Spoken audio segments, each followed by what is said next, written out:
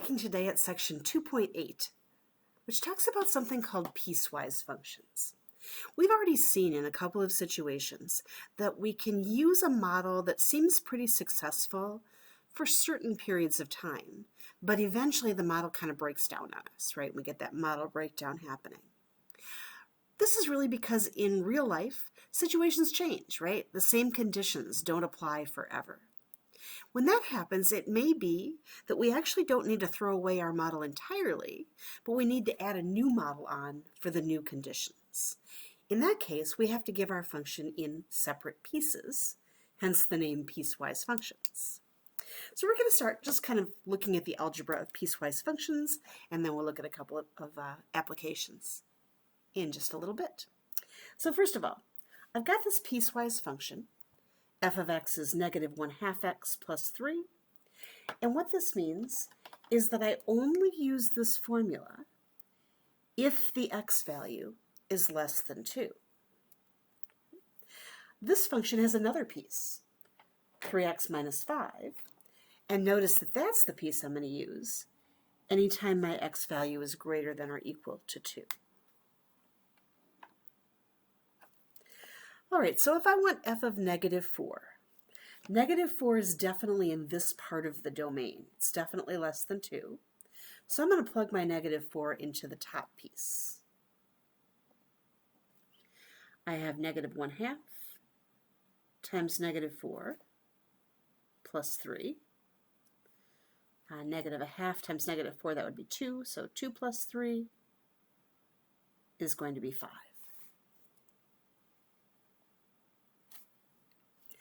F of 0. 0 is still in this less than 2 part, so I'm going to use the same piece. Negative 1/2 times 0 plus 3. That would be 0 plus 3, giving me 3. And then f of 2. Now 2 is kind of the boundary, right, where we switch from one formula to the other. But notice that this part's got the greater than or equal to on it. So when x actually equals 2, I need to use the second piece. 3 times 2 minus 5 would be 6 minus 5, or 1. And then last, I want f of 5. 5 is definitely in this part of the domain. 5 is bigger than 2. So once again, I'm going to use the second piece. This time 3 times 5 minus 5. 15 minus 5, or 10. All right, next thing I want to do is draw a graph of this function. See if I can get everything on the same page for us here. Here we go. And this is kind of interesting because I'm really going to kind of have to graph 2 lines to do this, but I don't want my lines to go through the entire plane. I want to remember that I'm switching from one line to the other at x equal 2. So let's start with the first piece. When x is less than 2, I want the line y equals negative 1/2 x plus 3. Let's see. That's a line with a slope of negative 1/2 and a y-intercept. B is 3. So I think I can actually graph it just like that, right? Start at my y-intercept, which is 3. And then I'm thinking with a slope of negative 1/2, I could go down 1 and to the right 2. Down 1, right 2, puts me right here. But wait a minute. I'm now at x equal 2. And notice this is just for x less than 2, not x equal 2. So I'm going to actually show that as an open circle because I'm going to get close to it, but I'm actually not going to touch it. So I have my line, and it's going to keep going to the left here. I could keep on the same slope pattern. And this line's going to go forever to the left, but I'm noticing that I stopped it when I got to x equal 2. with that open circle. All right, the other one. Y equals 3x minus 5, and that's valid for x greater than or equal to 2.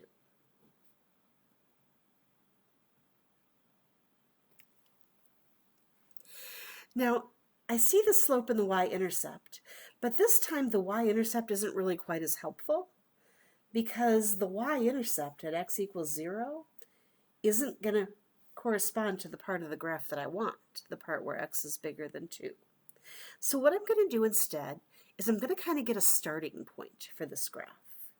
This starts when x equals 2.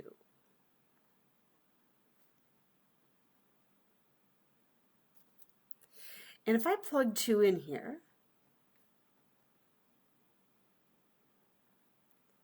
I'm going to get y equals 1. So the point 2, 1 is the starting point for the second piece, right there. Now I can make use of my slope, which is 3, or 3 over 1. And I can go up 3 and over 1, up 3 and to the right 1. That graph's going to keep on going that way forever. And notice in this particular case, those two pieces failed to connect. Right? They don't always.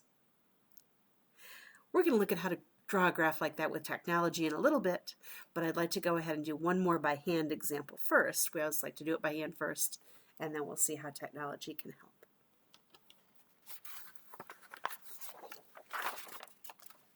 So here's my second by hand example.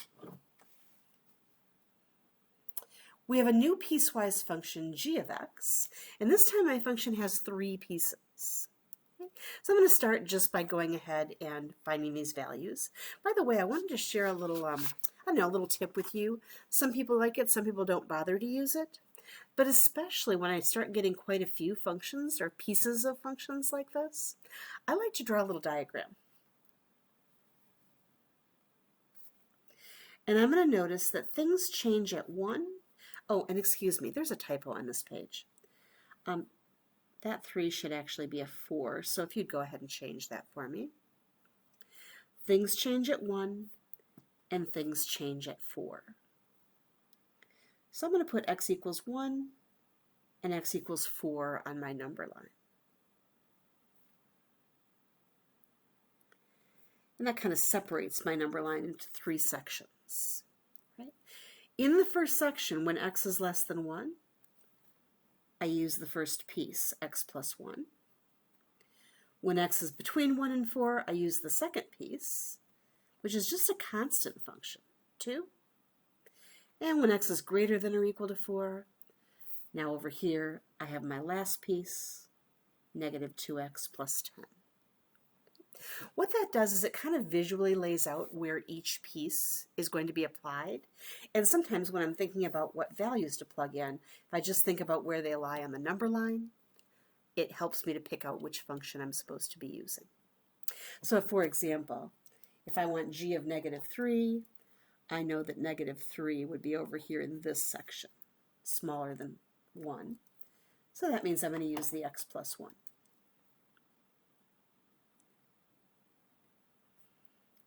And my answer is negative 2.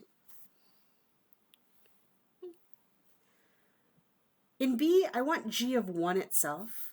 And since 1's on the border, I need to come back over here and look at where x equal 1 puts me.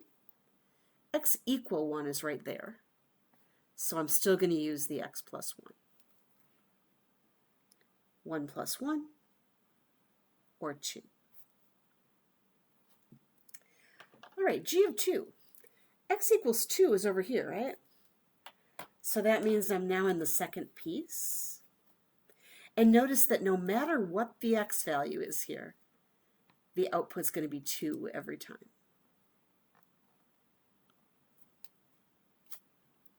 When I move over and look at 3 for my x value, 3 is still in here between 1 and 4.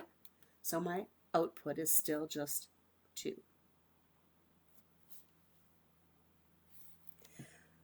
All right, g of 4. 4 is my boundary line, so again, I want to come over here and look and see where the equal 4 is. And I see it right there. So I'm going to use this third piece now. Negative 2 times 4 plus 10 would be negative 8 plus 10, which is 2 again. Lots of 2's here. And then finally, g of 7. 7 is definitely out here in this last piece. So negative 2 times 7 plus 10. That would be negative 14 plus 10, which is negative 4. All right, once again, I'd like to try to graph this. So first of all, when x is less than or equal to 1, my line is y equals x plus 1. Slope here is really 1. Y-intercept is also 1. So I'm going to start from the y-intercept. B equals 1. And with a slope of 1, that's just going to be up 1 and over 1. Up 1 and over 1. Now I actually have to stop right there, because that's x equal to 1, which is the first place where I make a change, right? Notice I was able to put the solid dot there this time because x is less than or equal to 1. This line, I could continue the slope pattern this way, and it's just going to go to the left forever. All right, the second section is for x values that are between 1 and 4. And I just have a constant function, y equals 2. We studied those in the last unit a little bit. That's just a horizontal line, right? So from 1 to 4, put 4 on here, I just have a horizontal line at a height of 2. Now, technically speaking, there's a hole at this end and a hole at that end, a little empty circle, because there's no equal signs there. But I've already seen that this function ended at 2. So in this case, the two parts of my graph actually meet up. And it's almost like that solid dot fills in the empty dot, and I don't really even see it. Let's find out what happens over here. Oops, excuse me. Just lost my page here. There we go. Okay, let's see what happens at the other end. When x is greater than or equal to 4, I have the equation y equals negative 2x plus 10. I would like to start by figuring out what happens right here at the starting point at x equals 4.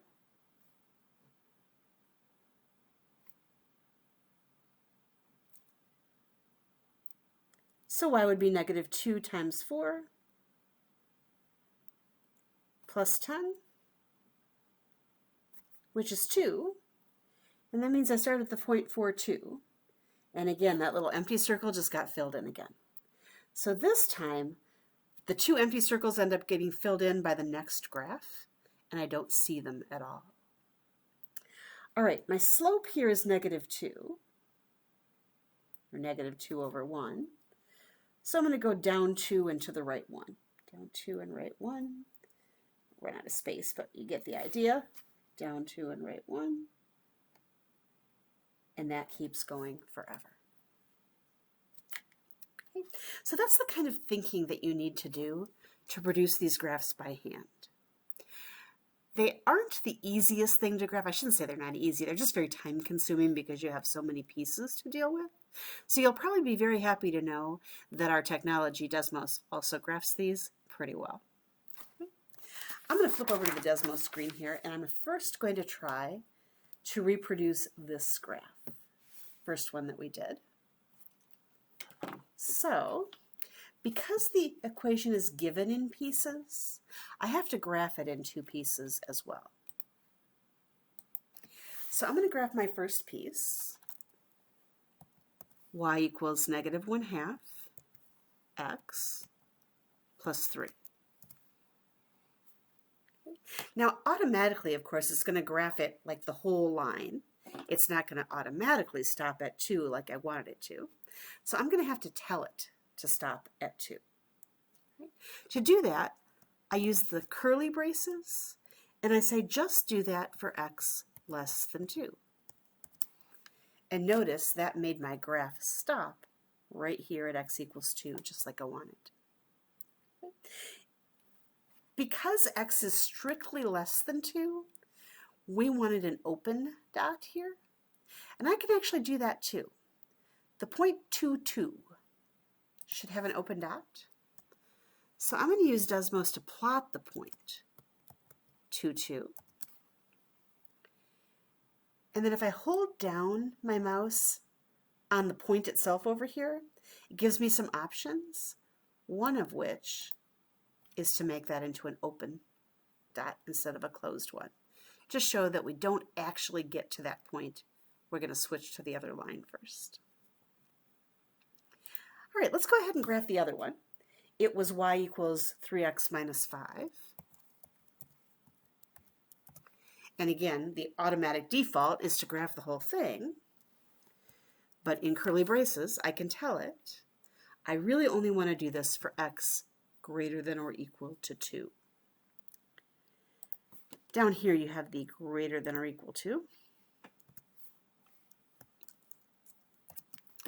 And there we go.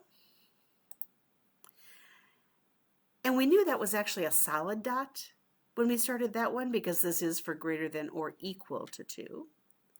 So what's that point? 2, 1. I'd go ahead and graph the point 2, 1 and just leave that as a solid dot. Just like we saw by hand, the two pieces don't quite match up, right? There's sort of a little gap in between them. All right, let's do the other one. I'm going to get rid of this one. Our other graph had 3 pieces. The first piece was y equals x plus 1. And that was valid for x less than or equal to 1.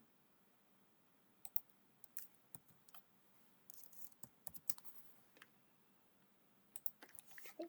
Because I do have the less than or equal to, I'm going to graph that ending point right there as a solid dot. That's the point 1, 2.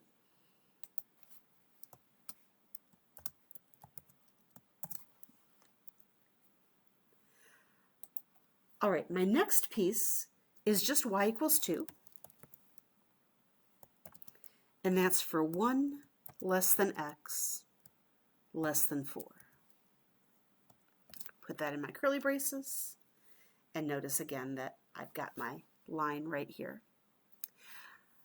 This one is just less thans, right? Not less than or equal to's. But we had already seen that we ended at that same point 1, 2 with our first piece. So I already have a dot there. For right now, just because I want to show you something, I'm going to put the open circle here because I know it's not equal to 4. So the point 4, 2, I'm going to graph that as an open circle. All right, the last piece was y equals negative 2x plus 10.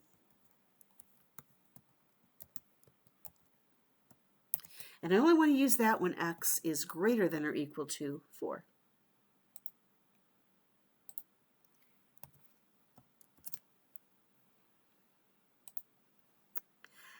Now here the point 4, 2 was the starting point, and this was greater than or equal to 4. So I'm going to go ahead and say, yeah, I could plot the point 2, 4 as a solid dot. Oops, I'm sorry, I read that wrong. 4, 2, isn't it? Let me fix that. There we go. And notice how that solid dot just kind of filled in the circle that I had before for the open circle. So in fact, my graph this time does match up at all of the pieces. Okay. I didn't do any labeling, but I'll also have you notice that when you put points in. You can label them with Desmos if you want to. You don't have to, but that's how you do it, is just clicking that box. So that's graphing piecewise functions. I'm going to go back to my course pack. There we go. And we're now going to look at an application where using a piecewise function would be a really good idea. If you look at example 3 here, this graph shows the percent of full-time workers who usually work from home.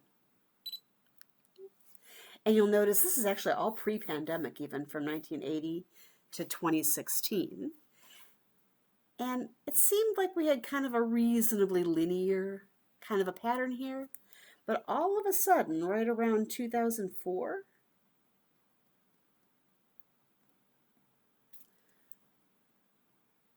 we started having a significant increase in people working from home, right? It's a very sudden change. So in this case, I don't think I could use a linear function to model the whole thing. That wouldn't make sense.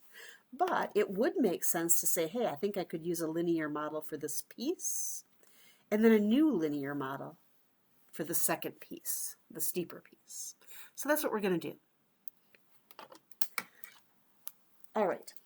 In part A, it says, assume that we're going to write a model in which t represents the number of years after 1980.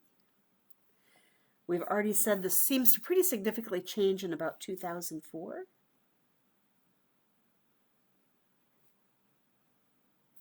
And since we're counting our years after 1980, that would be the 24th year. So it changes when t equals 24. All right. Part B says split your function into 2 pieces. We're going to split it right here at 24 because that was our answer to part A. And make 2 tables of values, just estimating values from the graph. We'll make 1 table for each piece. So I'm going to try and get as much as I can on one screen here. For now, I'm going to work just with this first piece. Now you're going to be asked to do something very similar to this in your project.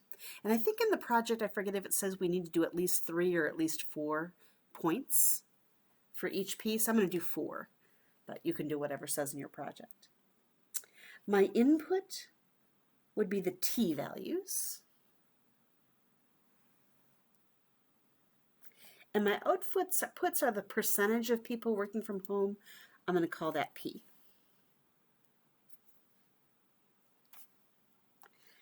And I'm going to start right here in 1980, which is the year 0 for my function. And I'm going to estimate what that is. You have to guess a little bit, right? And that's okay. It's definitely closer to 0.5 than 1. I'm going to call that about 0.65. And again, understand that if you're using a graph, we know you're estimating, and that's perfectly reasonable. I'm going to pick a couple of other points. Let's see, let me do 1988. About there. That looks like it's just about halfway in between 0.5 and 1, so I'm going to call that 0.75. And by the way, that would be 8 years after 1980. I'm going to do 1996. Right? 1996 would be the 16th year. And that was kind of a nice one because it looks like 1% of people are working from home that year. And then I always like to do my ending year. So 2004, the 24th year, I would estimate that as, let's see, maybe about 1.2. We're not quite halfway between 1 and 1.5, so I'm going to call it 1.2. Again, if your guessing is just a little bit different than mine, maybe you guessed this was 0.7 instead of 0.65 or something, that's perfectly normal when we're having to try and estimate values off of a graph. All right, so this piece is what I'm going to use for t between 0 and 24.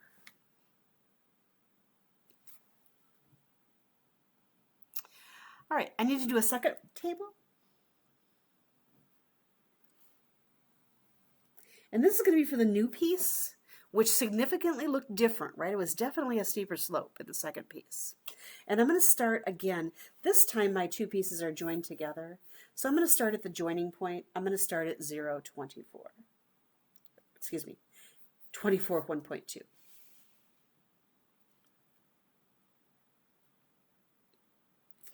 And then I'm going to try and get 3 additional points off the graph from there. Don't have a whole ton, so I think I have to use all 3 of these. Let's do 2008. Just a little shy of 2. I'm going to call that 1.9. And let's see, 2008 would be the 28th year. So 28, 1.9. 2012 is the next year in my graph. And let's see, that'd be 32 years after 1980.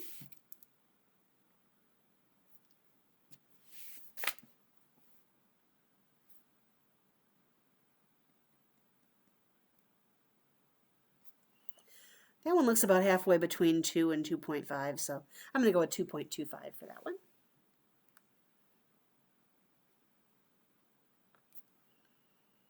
And then I've got one more year I can pick off my table, 2016, which would be 36 years.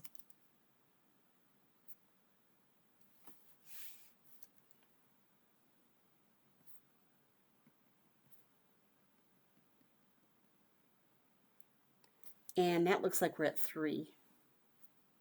3% are now working from home.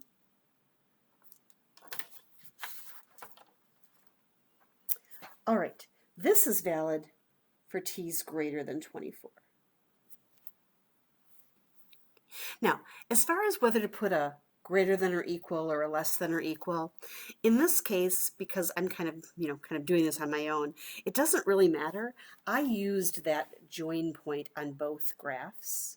So as far as the 24 belonging to one or the other, it doesn't really matter. You can put the equals here, you can put the equals here. It really doesn't make any difference. All right, I would now like a function that models the best fit line here, linear regression, right?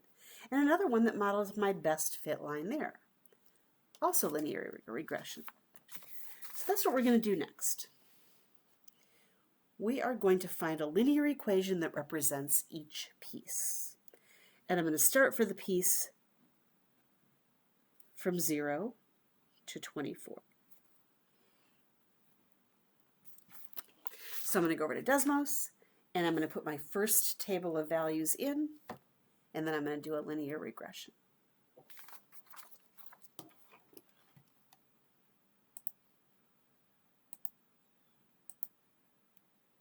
So putting in my table, I had 0, 8, 16, and 24. And then my outputs were 0.65, 0.75, 1, and 1.2. I can do the zoom fit. And you'll notice it's not a perfect line, but it's pretty close, right? It looks pretty good, reasonably linear, close to linear. So I think my linear regression is going to do well here. y1 tilde mx1 plus b. And visually we can see the line is close to our points. And also my r squared is over 0.97, so it is a really good fit. And then we're given the slope and the y-intercept. So I'm going to say my function, and for right now I'm going to leave it with x's and y's. We'll switch to our variables in just a few minutes. But Desmos gave me y equals 0.024, let's call that. I'm going to keep 3 decimal places. X plus 0.615. All right, I now want to do my t greater than or equal to 24 equation. And I'm basically going to do it the same way. I'm going to put in a new table. And I put in my new data. 24, 28, 32, and 36. And the p-values.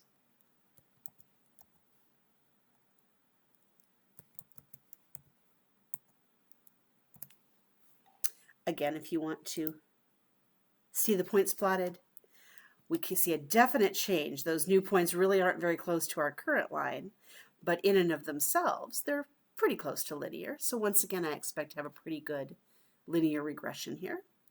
Now notice that when I go in to put my linear regression equation in, my data this time is in a table marked x2 and y2. So I'm going to have to reflect that in my regression statement. y2 tilde is mx2 plus b. Let me put that one in a different color. Once again, we can see that that line is pretty close to the points that we were trying to be close to. And I can also see my r squared is over 0.98, so really, really good fit. And my slope this time, if I keep 3 decimal places, about 0.144. Y-intercept negative 2.225. So let me write those as a linear function, or linear equation. I guess I'm not using function notation yet. I would have 0.144x minus 2.225. Okay.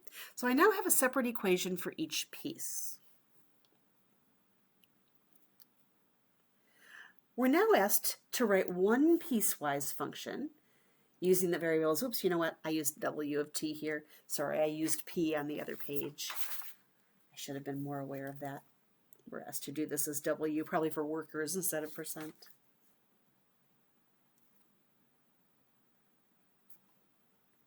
So we're now being asked to write an equation w of t, and we're being asked to write it in that piecewise formula, or piecewise format. So I'm going to have 2 pieces. My first piece is going to be 0.024, and we're now using the input variable t, plus 0.615. And that's valid for t values between 0 and 24. And then my second piece, 0.144t minus 2.225, and that's valid for t greater than or equal to 24.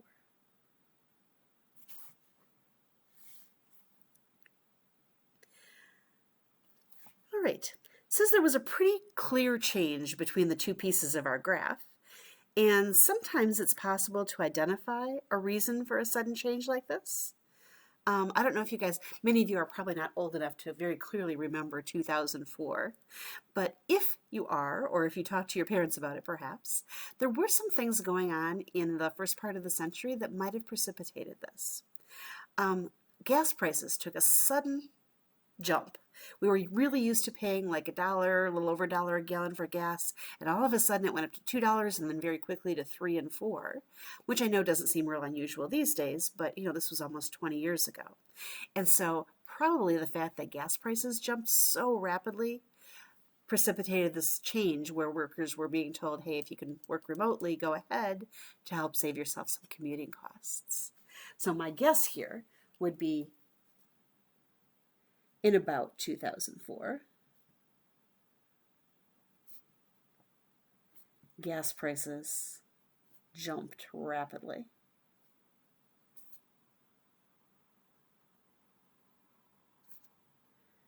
And that made that whole work from home option really economically helpful. So work from home saved money.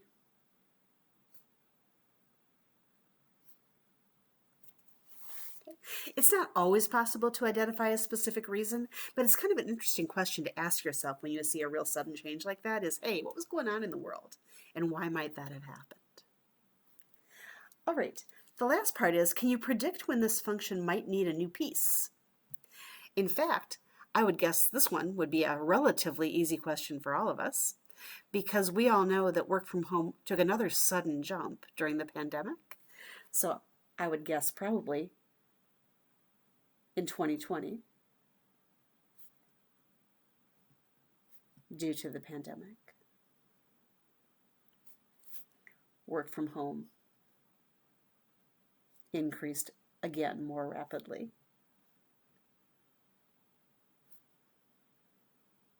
We don't have that data, at least not in what we gave you. We probably could find it, right? But we don't have it right now, so we can't actually model that at the moment.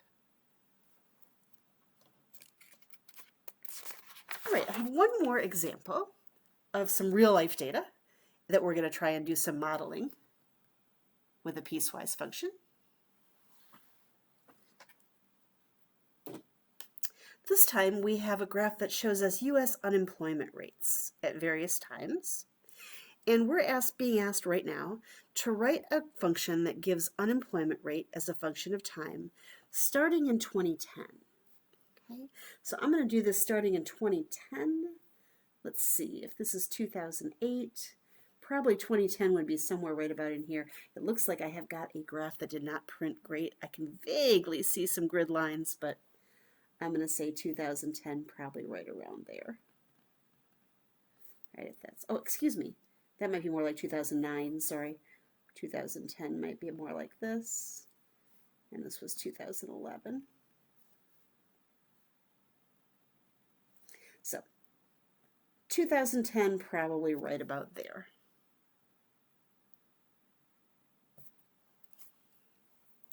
We want to model, or we want to try and do a piecewise model for this graph after 2010.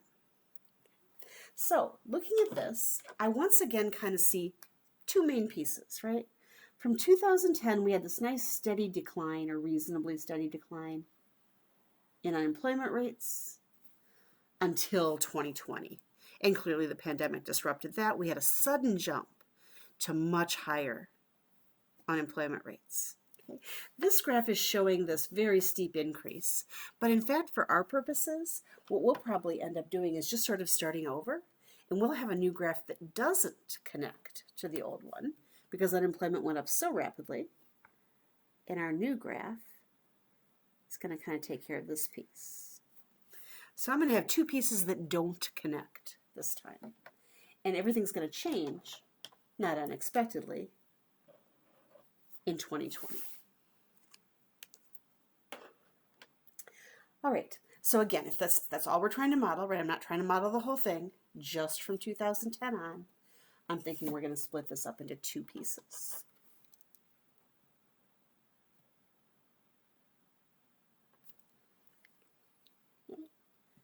One will go from 2010 to 2019, and the other one will go from 2020 on as far as we can, right? Will the two pieces match up? No.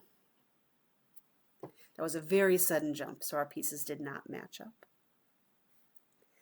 All right, this time, rather than making us guess points, we're going to be given data. And if you have the electronic version of this, which is posted in Canvas, I know you probably don't want to type that in, but the electronic version is posted in Canvas, and you can just click on that to get the data. To make things go a little bit faster for us, I went ahead and did that. I grabbed the data from that website. And the actual data for this table from 2010 on is shown right here. So you can see in 2010, the unemployment rate was about 9.8%. Over here in 2010, right about there, right, that kind of makes sense, right? It was just below the 10% mark, so we were there, and so on. More points along this graph were utilized, and I've just transferred those values for you into the table. So I know they weren't in your course pack originally. If you'd like, you may want to go ahead and pause and copy those for yourself. All right, let's remember what we said. We're going to do one graph from 2010 down through 2019. And then we're going to do another graph from 2020 on, 2020 to 2022.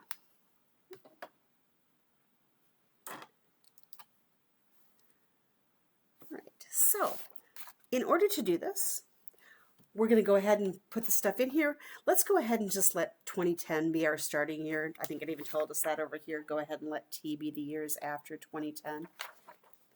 So my T values would be 0, 1, 2, 3, and so on.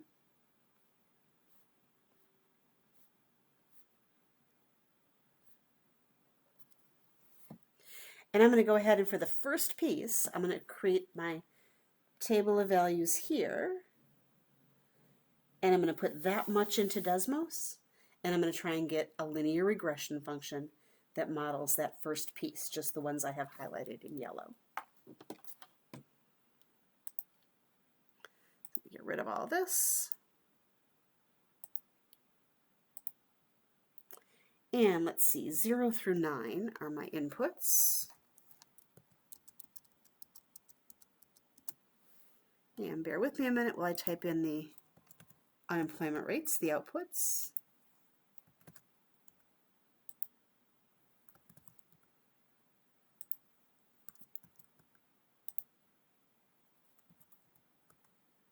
Let's see those unemployment rates kind of steadily coming down all through that decade.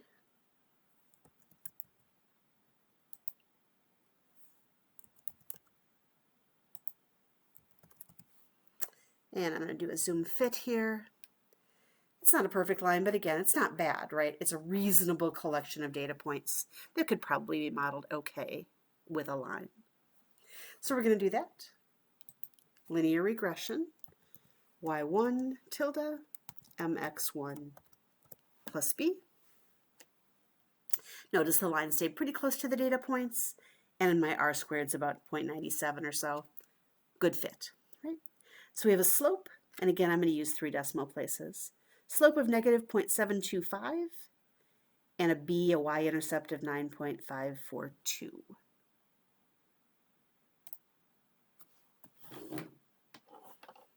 So let's see if we can go right to the piecewise function this time. Did they tell me what they wanted me to call it before I do something different? Nope, they didn't. So I'm going to go for U for unemployment. And I'm going to say U of T is. And here's my first piece. Slope was negative 0.725. T plus 9.542.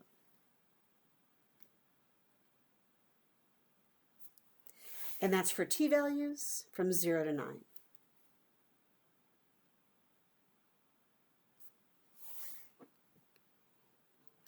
In 2020, we really saw that jump in unemployment, so I'm going to include the equal 10 or the equal the year 2020 in the second part. And again, let's go back to Desmos and let's get our linear regression function now just for these last 3 points, the ones that we have since the pandemic. So new table. And this time I just have 10, 11, and 12 for my inputs. And we have 11% down to 5.9 and down to 3.6. So dropping very rapidly. You can see those points over here. Again, 3 points there, somewhat close to a line, I guess. So let's go ahead and get our linear regression.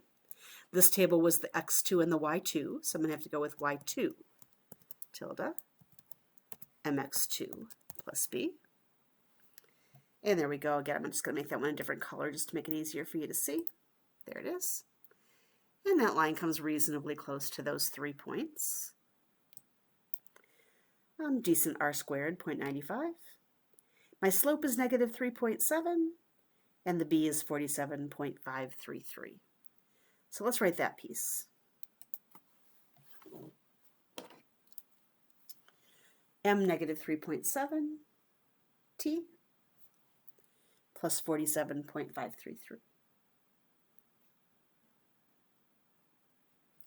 And that would be for now anyway, T greater than or equal to 9, right? If you wanted to just say 9 to 12, that would be okay as well.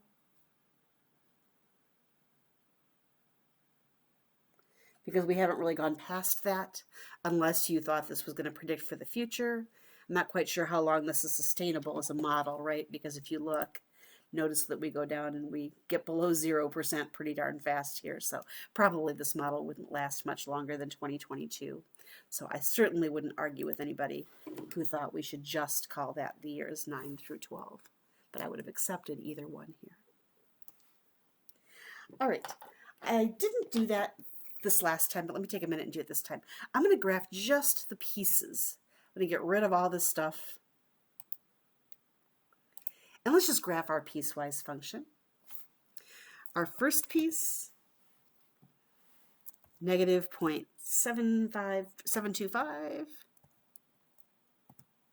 x plus 9.542.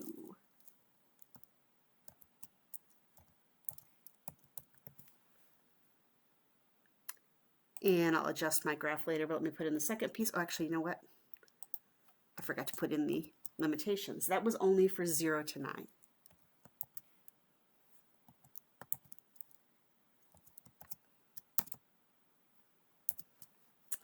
And then the second piece, negative 3.7. I'll put in x now. Plus 47.533.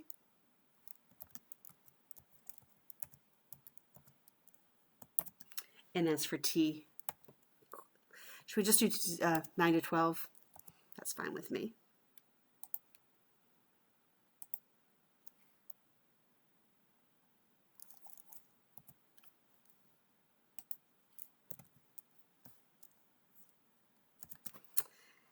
And then I'm going to go ahead and drag my graph over here. And I want to see a little bit more on the y-axis. There we go. There we go. Our unemployment rate more or less steadily decreasing until 2019. And then there's that jump in 2020. Right? I'm so sorry, you guys. I kind of blew that one, didn't I? Let me go back to this. I used the wrong year. I am really sorry. I should have gone, this was through 9. This didn't start till 10. I should have just gone 10 to 12 there. My apologies. But fortunately, it's an easy fix. There we go. All right, so there again. Unemployment rate more or less steadily declining through 2009, and then suddenly, or 19 rather, and then suddenly in 2020 we've got the sudden jump, and of course we know that was due to pandemic times, but then unemployment rates coming back down after that. So to finish this off, the reason's pretty clear. Pandemic, business closings, right? Would have brought unemployment.